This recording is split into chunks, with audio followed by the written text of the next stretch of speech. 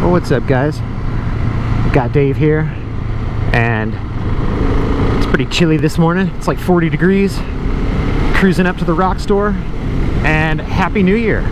It's January 1st today, first day of 2019. I was talking to a guy a couple days ago up at the rock store. It's really weird this weekend.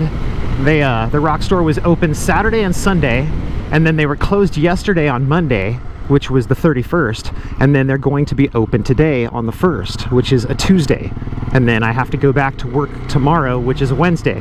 So it's just a kind of, it's weird, like which days, you know, the holiday feels different every year to me, depending on which day, you know, the different days fall on. But anyway, I was talking to that guy up at the rock store, and he's the guy that I let him test ride my Duke 690 when he was thinking about getting one of the new, he got a 2017 Duke 690, and he test rode my Duke 690, which is a 2014, and I told him, I'm like, if anything, you're going to be more happy with the 17 because it's got the new smoother engine.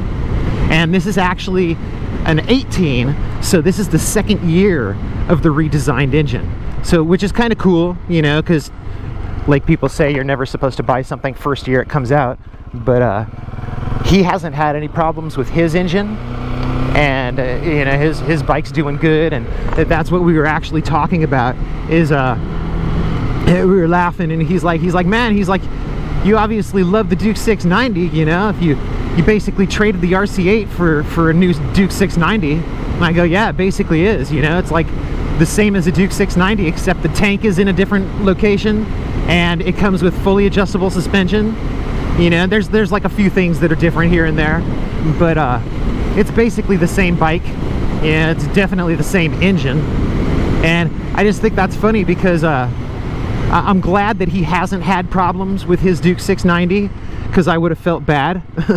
I would have felt like, damn, you know, I shouldn't have recommended that to him. You know, like, it's always scary when you recommend something to someone, because about the time they just have like a nightmare experience with it, then they're looking at you like, dude, what the hell, you know, like, why did you recommend that? But yeah, I figured he'd have good luck with it. I've had really good luck with KTM. I've been very happy with them, and it's been an awesome bike ever since 2014, that Duke 690. Yeah, I've got over 20,000 miles on it now, and it's freaking running strong and running clean. Doesn't have any oil leaks or doesn't make any noises, you know. It's a good solid bike. And this bike actually does feel different than the Duke 690, like the way it handles.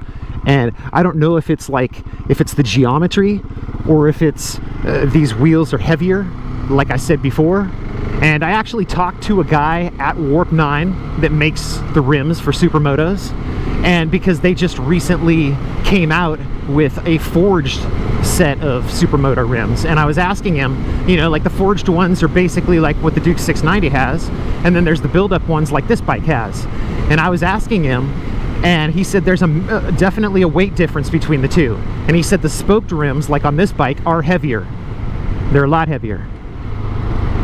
So I don't know how much, like in pounds or whatever, but he said there is a substantial weight difference, and he's like, you could definitely feel the handling difference. You know, he's like, the difference in handling of a bike, you know, with our build-up rims versus our forged rims, it's way different. You know, it handles better because they are lighter, like the wheels are lighter, and it's like less unsprung weight, and it actually handles different. Actually turns different and stuff, you know, like the way it counter steers is different. Of all the bikes I have ever owned, I think I've been the most satisfied with the Duke 690. I really have. And this was basically a Duke 690, you know, and it was a little bit more than the MSRP of the Duke 690 that I bought back in 2014. But maybe that's the difference just between like a 14 and an 18. But that's the difference between this comes with like fully adjustable WP suspension, you know, and it's got the newer engine, and you know, there's like a lot of things that are like really nice about this bike.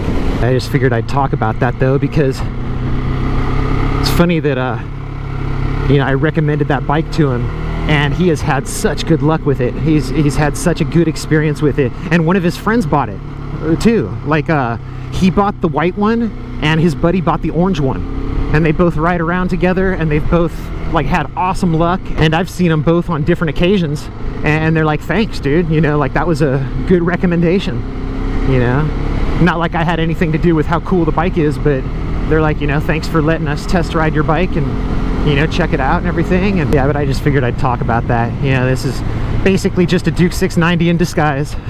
That's how I see this bike. Yeah, it's not really a supermoto. It's more of a Duke 690, and it's like the new improved Duke 690. It's got the better engine than my 14, it's got the fully adjustable suspension, and it actually feels like it handles better than my Duke 690.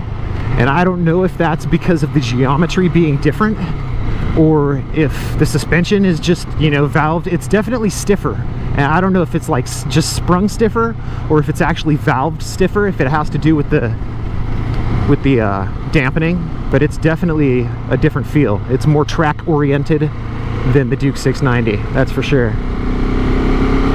It's definitely a harder ride. So anyway, I'm rambling. I just figured I'd talk about that stuff, talk about this bike again. Talking about this bike too much. So I'll talk to you guys later. Take it easy. Peace.